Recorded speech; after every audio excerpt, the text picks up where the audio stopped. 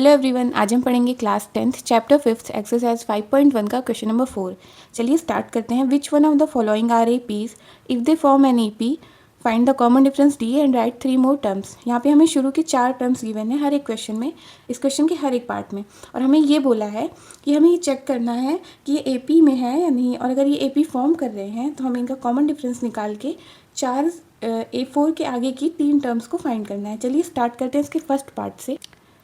तो हमें सबसे पहले ये इसमें दिखाना है कि एपी में है या नहीं। तो एपी में होने की जो स्पेसिफिक कंडीशन होती है, जो मेजर कंडीशन होती है, वो क्या होती है कि जो सभी टर्म्स हैं उनका जो कॉमन डिफरेंस है वो सेम होना चाहिए।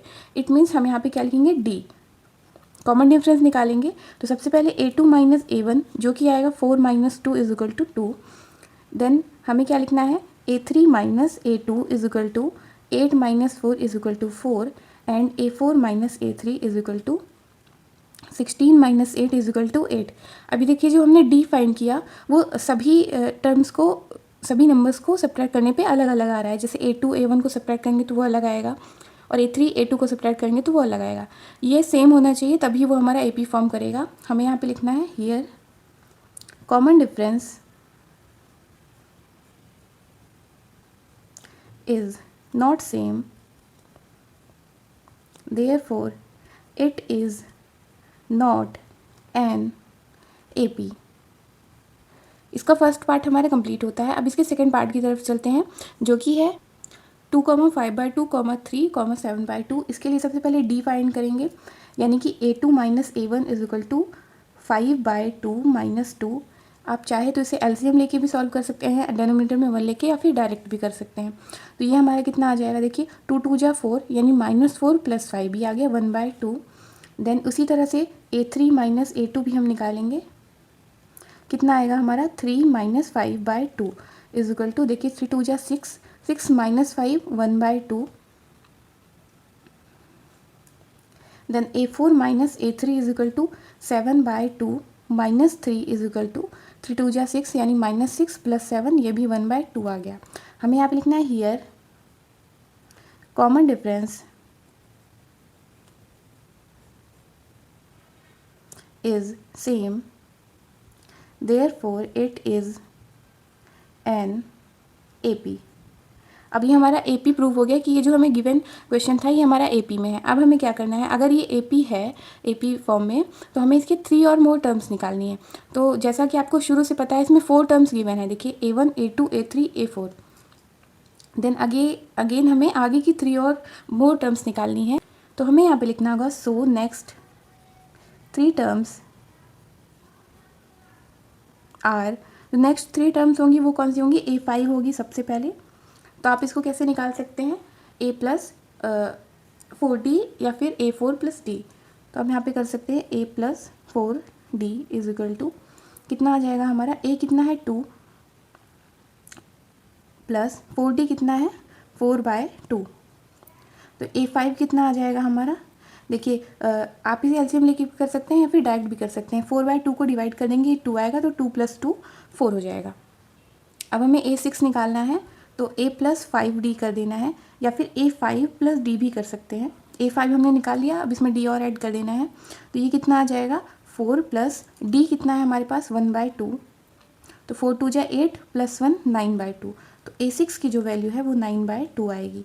और A7 निकालना है हमें, तो हम यहाँ पे लिख सकते हैं A6 प्लस D, या फिर ये भी लिख सकते हैं A प्लस 6D। तो A6 कितना आया 9/2 प्लस D कितना है 1/2। अब इन दोनों का एलसीएम लेंगे आप, तो A7 कितना आएगा 9 + 1 10, 10/2। तो A7 की वैल्यू जो है वो यहाँ पे 5 आएगी। इसी तरह से A5 A6 और A7 आ गया है हमारा। आप चाहें तो लास्ट में कंक्लूड करके लिख सकते हैं हियर AP इज़, जो AP हमारी आएगी वो क्या आएगी 2 5/2 3 7/2। अब जो नेक्स्ट 3 टर्म्स हैं उन्हें लिख देना है 4 9/2 एंड 5। ये हमारा सेकंड पार्ट इसका कंप्लीट होता है। अब इसका थर्ड पार्ट सॉल्व करते हैं। तो इसके लिए सबसे पहले D निकालेंगे, तो ये आएगा हमारा A2 माइनस A1, कितना होगा हमारा -3.2, यानी -3.2 माइनस माइनस 1.2, तो माइनस ऑफ माइनस 1.2 कितना हो जाएगा, प्लस 1.2 तो ये कितना आ जाएगा हमारे पास, इसे आप सब सॉल्व करेंगे तो ये हमारा -2 आएगा। देन A3 माइनस A2 निकालेंगे तो A3 कितना है, -5.2, ये प्लस हो जाएगा अगेन क्योंकि माइनस ऑफ -3.2 प्लस 3.2। इसे भी सॉल्व करिए, 2 2 0 हो जाएगा, 2 - 2 और 5 में करेंगे तो ये आ जाएगा -2।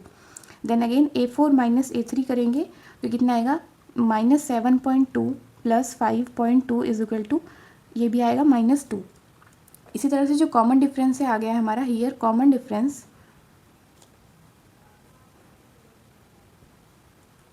Is same, therefore it is an AP, ये हमारा AP में है। अब हमें क्या करना है, सो नेक्स्ट 3 टर्म्स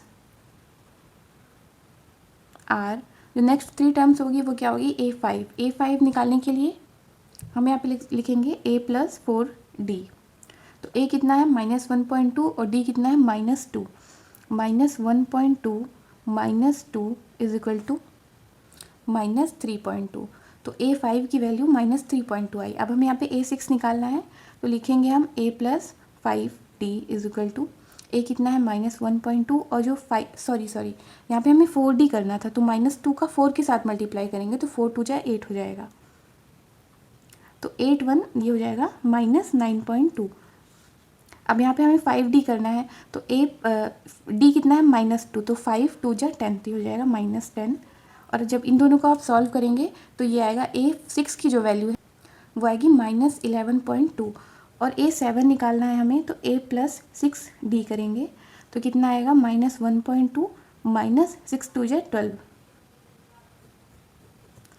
-1.2 -12, तो A7 कितना आ जाएगा, 12 + 1 13, तो -13.2। ये हमारा आगे की 3 टर्म्स आ चुकी हैं। अब यहाँ पे लिखना है हियर AP इज़, जो नई AP है हमारी वो क्या बनेगी, -1.2 -3.2 -5.2 -7.2 -9.2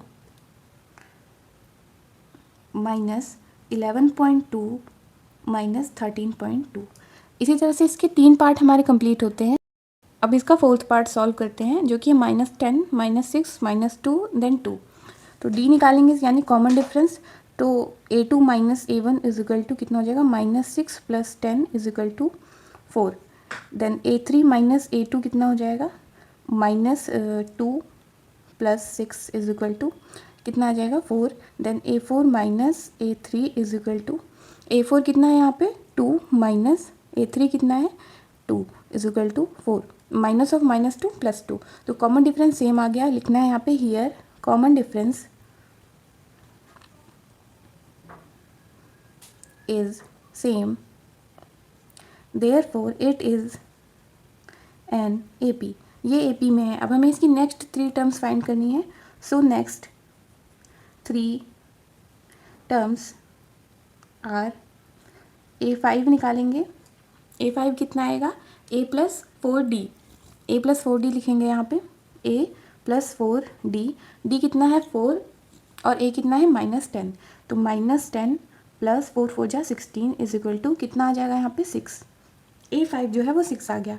देन अब क्या करना है, हमें A6 निकालना है, A + 5D, तो यानी -10 + 5 टाइम्स ऑफ 4 4 5 जा 20 इज इक्वल टू 10।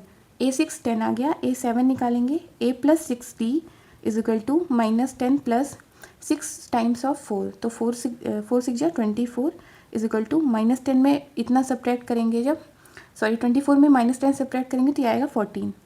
ये हमारी नेक्स्ट 3 टर्म्स आ गई। तो अब हमें यहाँ पे AP लिख देना है, हियर AP इज़, AP नई AP कितनी हो जाएगी, -10 -6 -2 2, देन इसके आगे 6 10 एंड 14। ये हमारा इसका 4th पार्ट कंप्लीट होता है। अब इसका 5th पार्ट सॉल्व करते हैं। तो सबसे पहले D निकालेंगे, यानी A2 - A1 जो कि आएगा 3 + √2 - 3। इसे कैसे सॉल्व करेंगे, देखिए +3 - 3 कैंसिल, तो डिफरेंस √2 आ गया।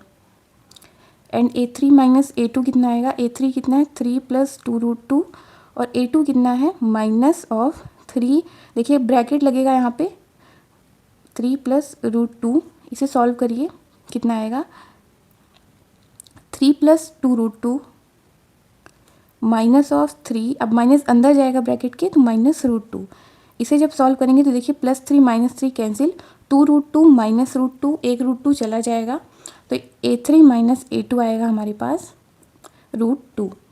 देन अगेन हमें क्या निकालना है A4 माइनस A3, A4 कितना है 3 प्लस 3 रूट 2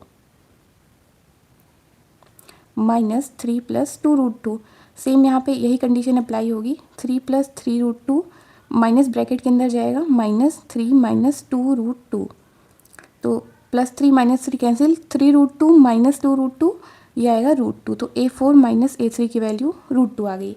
यहाँ पे लिखना है सॉरी हियर कॉमन डिफरेंस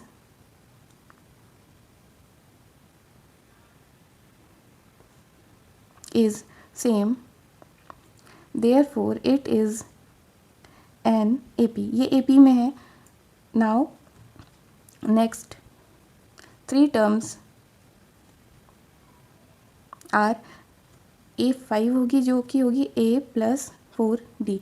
देखिए A जो होता है किसी भी जब हम AP कोई भी सीरीज़ या सीक्वेंस लिखा होता है तो उसमें जो A होता है जो पहला टर्म होता है वो थोड़ा सा सिंपल होता है, तो इसीलिए मैं ये वाला प्रेफर करती हूँ कि जैसे आप यहाँ पे इसे लिख रहे हैं A5 प्लस D कर रहे हैं तो D तो हमारा सिंपल है, जैसे रूट 2 है तो D हमारा सिंपल होता है और पहला टर्म, तो D में हम कुछ भी मल्टीप्लाई कर सकते हैं, जैसे रूट 2 यूजुअली कोई भी वैल्यू, जैसे पिछले वाले में 4 था तो 4 में हम कुछ भी मल्टीप्लाई करेंगे तो इतना कॉम्प्लेक्स नहीं है। लेकिन अगर हम यहाँ पे A4 प्लस D लेते हैं तो D तो हमारा रूट 2 ही रहना था, तो A4 जो है वो हमारा ये आता 3 प्लस 3 रूट 2, तो ये थोड़ा सा कॉम्प्लेक्स हो जाती है कैलकुलेशन, तो ये थोड़ा इजी रहता है, बाकी आप अपने हिसाब से ले सकते हैं। चलिए इसे सिंप्लीफाई कीजिए।